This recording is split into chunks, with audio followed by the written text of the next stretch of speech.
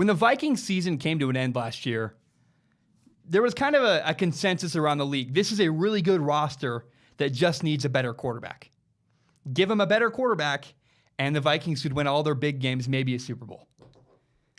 Last year, their quarterback was Case Keenum. And I said, we want to upgrade. You're not enough.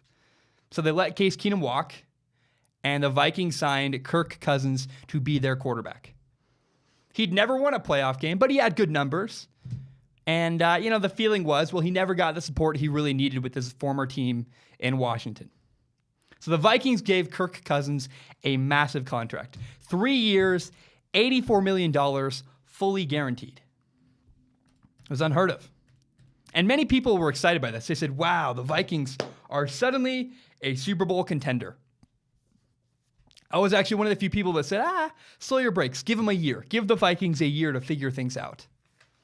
But I thought, they need some time. I had modest expectations for the Vikings. But I thought they were going to be a good team at the very least. And, man, it's been ugly. So before the year, I outlined 8 what I called big games for the Vikings schedule. Said, they play the Packers twice, the Bears twice, the Rams, the Eagles, the Saints, and the Patriots. These are their 8, quote, big games. The Vikings have played 7 of their 8, quote, big games, and they're now 2-4-1. They have a losing record in those games. And it appears I missed one, by the way. The Seahawks seem to be a playoff team, far better than I expected. If I'd known that, I would have said the Seahawks game was also a, quote, big game. And they lost to the Seahawks last night. The Vikings lost 21-7. And they should not have scored even 7 points. They got kind of a thanks for playing touchdown right at the end. It's ugly. The Vikings are 6-1, and it appears they cannot beat a good team. So what have we learned? Well, it appears that common belief that the Vikings are a good roster that just needs a quarterback to put them over the hump. Sign Kirk Cousins, they'll be contenders. Sadly, it's just not true. It's wrong. Kirk Cousins has not been enough to help the Vikings this year. Now, it's not all Kirk Cousins' fault. You can't pin it all on just the quarterback. Sometimes it's his fault. Sometimes he plays really bad. Sometimes he plays really good. You got bad Kirk and good Kirk. Here are some examples of good Kirk. When the Vikings lost to the Rams 31-38, Kirk Cousins was not only really good, he was encouraging. He was 36 for 50 passing, 72% completion percentage, 422 yards, 3 touchdowns. Highly encouraging. And then against the Eagles, Kirk Cousins was brilliant. 30 for 37 passing, 1 touchdown, but 301 yards. They beat the Eagles. It was a close game, like 23-21, and Kirk was fantastic. That's good Kirk. But then you have bad Kirk against the Patriots and the Bears. In both games, he threw 2 interceptions. And against the Bears, he actually threw the game-ending pick 6 that lost the Vikings the game. And last night, again, we saw bad Kirk. Kirk Cousins struggled against the Seattle Seahawks. He lost a fumble that gave the Seahawks the go-ahead touchdown, the game-clinching touchdown.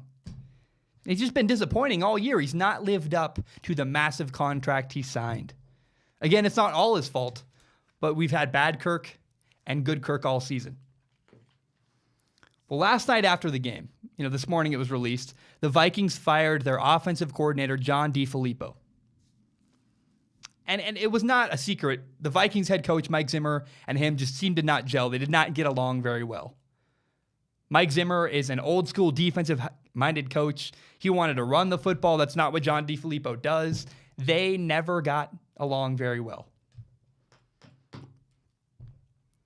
Vikings are 30th out of 32 teams in the NFL in rushing.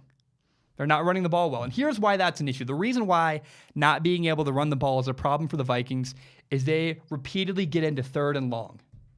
They're facing long 3rd downs, 3rd and 9, 3rd and 11, 3rd and 12. That's just a few from last night. It's not good. They get behind in the down. They have to throw on 3rd and long repeatedly. That's why the Vikings are 22nd out of 32 teams in 3rd down conversion percentage. They're not keeping good company. There's not a single good team around them that's going to make the playoffs. You can't be that bad at 3rd down conversions and expect to have a great year.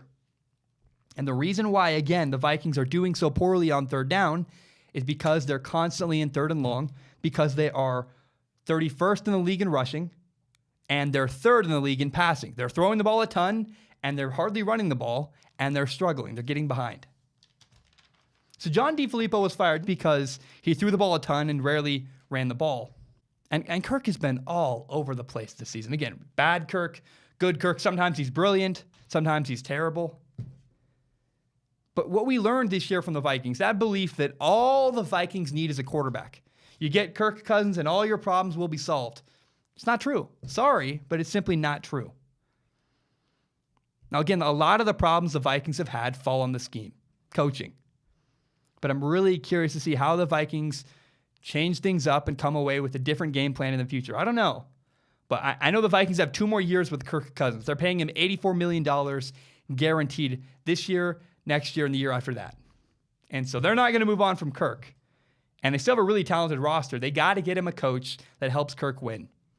He did well with Sean McVay. I don't know what the deal is, but something needs to change. Maybe the offensive coordinator is the problem. But again, a lot of it's Kirk. He's got really good moments and really bad moments, and he's not living up to the contract he signed. My name is Zach Schaumler. This is my podcast, Strong Opinion Sports. And I just want to say thank you so very much for tuning in. It means the world to me. If you don't already, you can subscribe to Strong Opinion Sports on iTunes, SoundCloud, and YouTube. And please help me grow by telling your friends about the show. Share it on Facebook, Twitter, Instagram, whatever it is. I just want to say again, thank you so much. It means a lot. Hope you guys have a great day, and take care.